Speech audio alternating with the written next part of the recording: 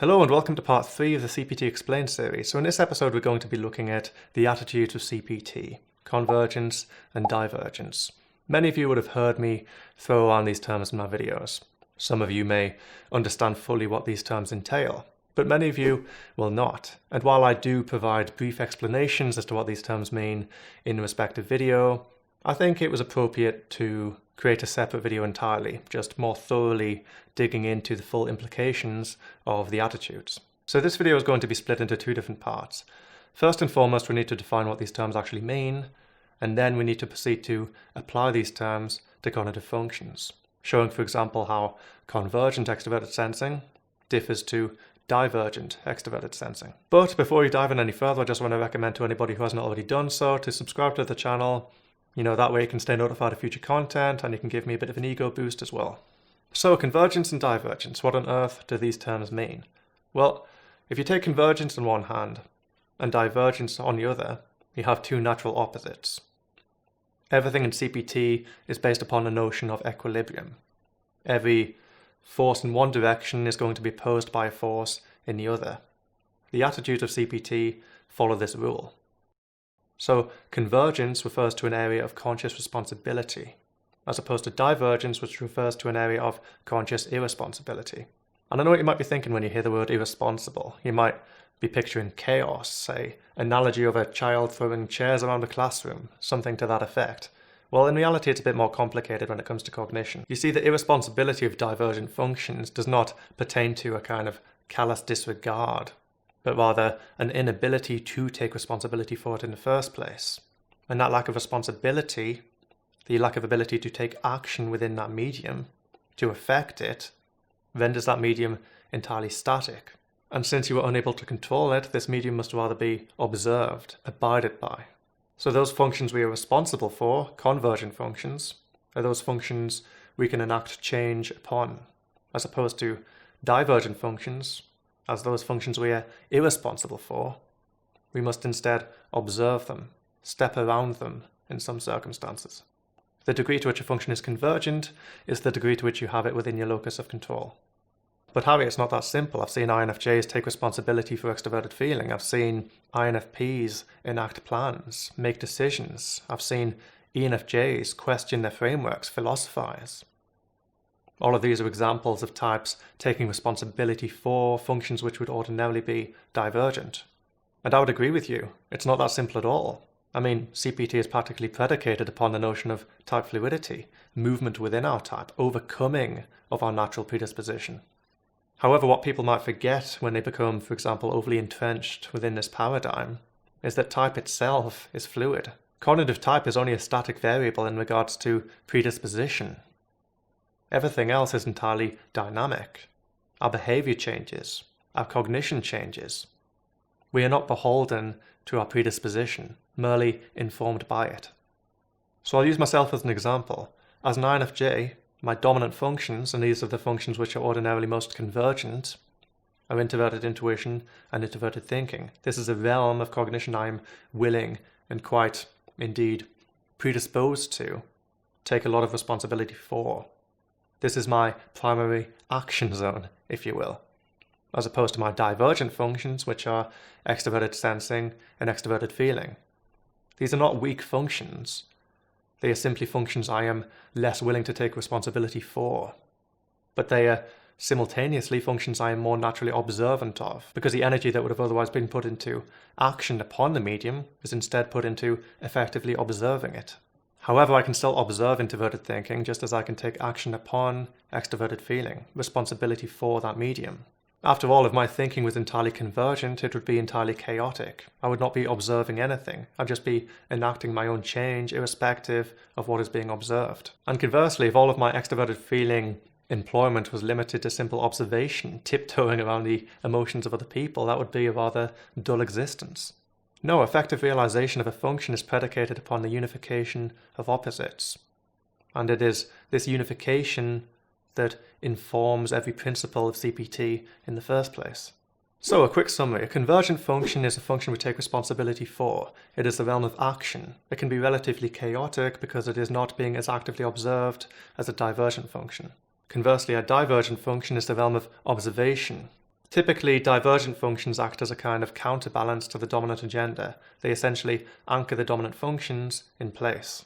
And these functions often exert a certain level of authoritative influence over the dominant functions. And oftentimes the dominant functions are very much inspired by the divergent functions. And here are a few terms I like to relate to the concept of convergence.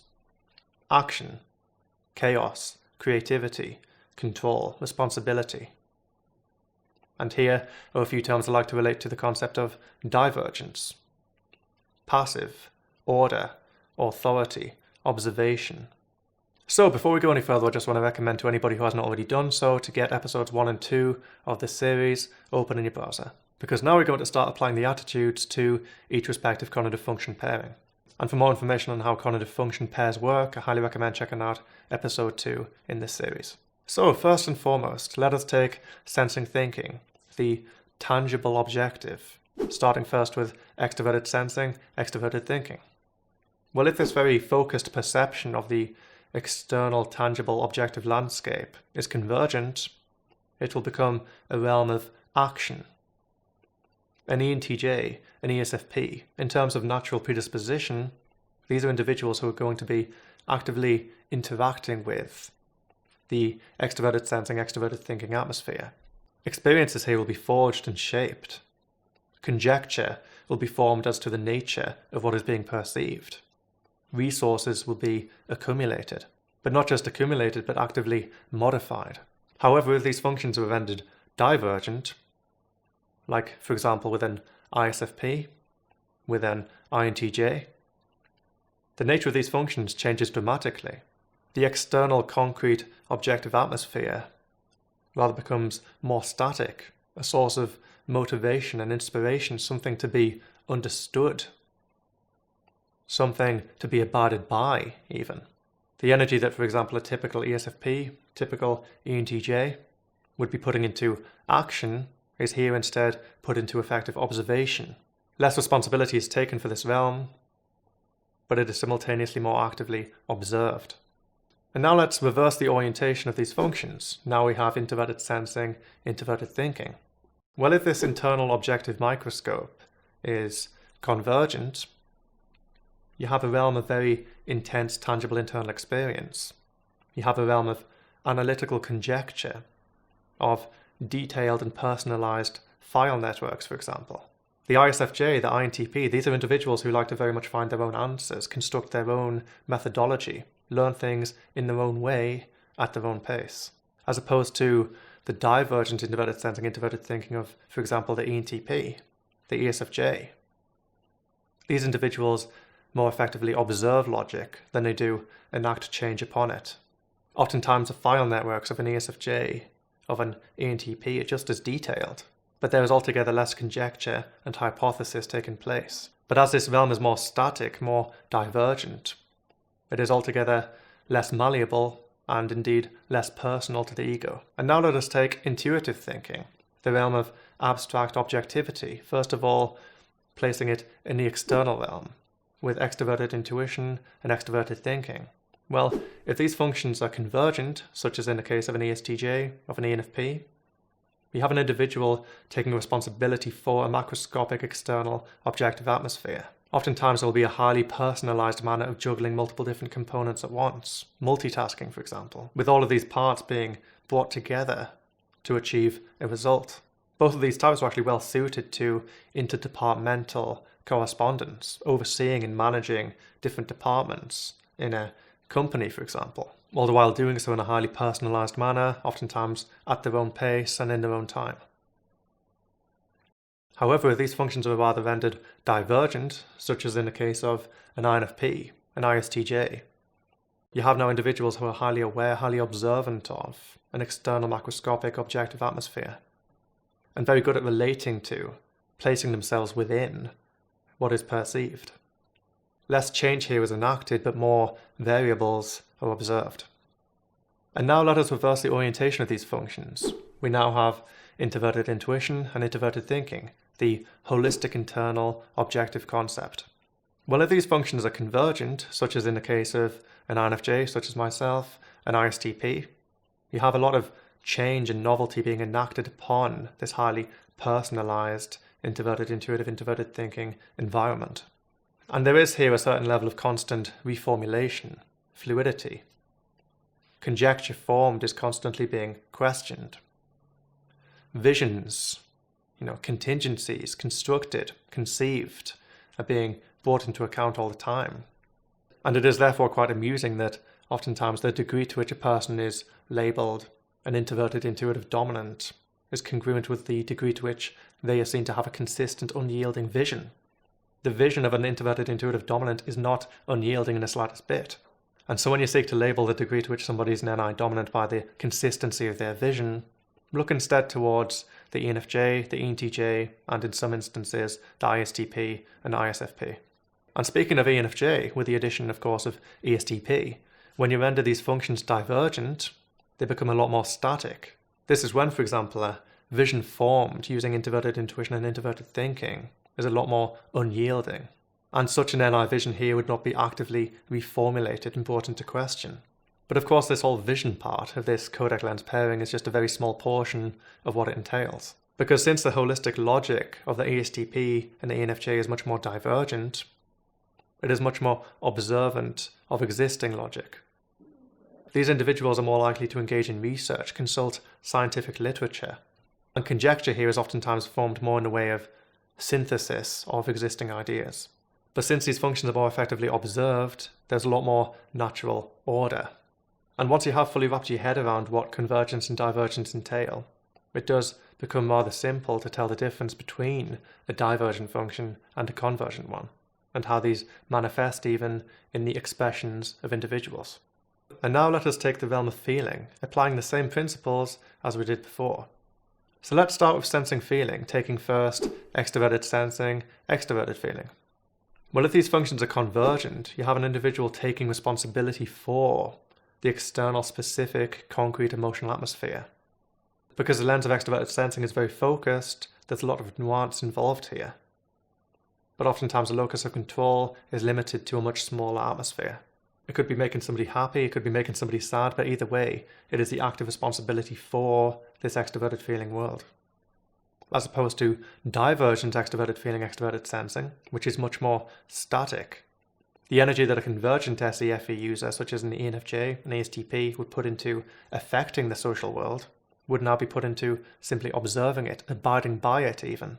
So when it comes to divergent extroverted sensing, extroverted feelers, such as the ISTP, the INFJ, you have a lot of observation of social micro-nuance. But obviously for either one of these attitudes to be effective, both of these opposites must be fully integrated, must be unified. So that means an ESTP and an ENFJ must observe the social harmony as well as act upon it. And the ISTP and INFJ must act upon the social harmony as well as observe it. And now let's reverse the orientation of these functions to get introverted sensing and introverted feeling. Well, the convergent users of these functions, the ISTJ, the INFP, these individuals will be actively shaping their feelings, their values of identity, their self-concept. Typically this realm is very fluid, and ISTJs and INFPs in particular tend not to have a great natural attunement to exactly who they are. Not because it's unconscious, but because the self-concept is under constant change and surveillance. However, as a result, both of these types have a high degree of self-transformative ability, adapting as they are to the static, extroverted, intuitive, extroverted thinking that is being observed. However, should these functions be rendered divergent, such as in the case of the ENFP and the ESTJ, suddenly identity, the self-concept, becomes a lot more altogether static. Much more of an authority pushing forward, in this case, an extroverted thinking, extroverted intuitive agenda. However, as a result, this realm is now more effectively observed, and therefore what is being perceived of the self-concept is a lot more certain and hardwired. And now let us take the more abstract world of intuitive feeling, starting first with extroverted intuitive, extroverted feeling. Well, if these functions are convergent, such as in the case of the ESFJ, the ENTP, there is a natural responsibility taken for the macroscopic extroverted feeling atmosphere. There's a little bit less microtransaction here and a lot more macrotransaction. And owing to the abstract nature of this codec lens pairing, there's a lot more conjecture formed as to a desirable extroverted feeling outcome.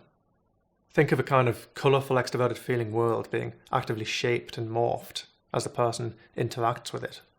And again, owing to the convergent nature of these functions, there is a lot of fluidity and adaptability. However, should these functions now be rendered divergent, such as an INTP, an ISFJ, again, less action is taken, but more observation is taking place. And this observation will be across a very broad extroverted feeling atmosphere. Observation not so much pertaining to the one-on-one social setting, as it is to the overall macroscopic extroverted feeling concept. And finally, let us now reverse the orientation of these functions to have introverted intuition and introverted feeling. Well, when these functions are in a convergent position, such as in the case of the ISFP, the INTJ, there's a lot of emotional flux and self-transformation taking place. Oftentimes there is a kaleidoscope of meaning and emotional flux, symbolism. But since these functions are convergent, there is a lot of responsibility taken for this holistic internal limbic atmosphere.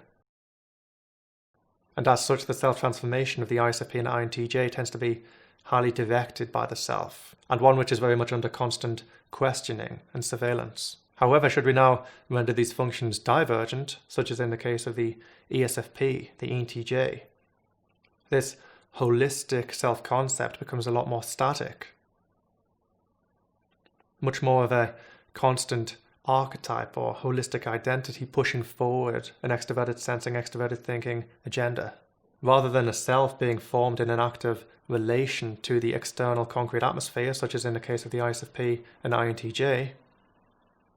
The external concrete atmosphere is now transformed at the behest of the self, and visions formed, inherited, accumulated in regards to self-transformation, self-actualization, are a lot more unyielding and static. So that concludes the video. I hope it was informative. Thank you so much for watching as always, and do let me know if you have any further questions down below in the comments. If you enjoyed the video, be sure to let me know by hitting that like button, and if you know anyone who you think might benefit from the contents of the video, be sure to share it with them as well. If you have not already done so, I highly recommend subscribing to the channel, and be sure to hit that all-important bell icon as well, because that way you can stay notified of future content. And before I leave you, just a few more call to actions. First and foremost, if you're interested in the very fundamentals of CPT, I highly recommend checking out the CPT ebook. And if you're uncertain about your type or just like to know about how your type applies more specifically to you as an individual, I do offer type services and consultations. And you can find more information about that down below on the website. And finally, CPT is on Patreon, so if you're interested in supporting the theory and the channel on that additional level, that would be massively, massively appreciated. And special shout out to my Patreons, especially upper tier Patreons, Travis, Brandon, and Sarah. You're awesome. So that is it from me, and I will be back in a week's time. For now, take care of yourself.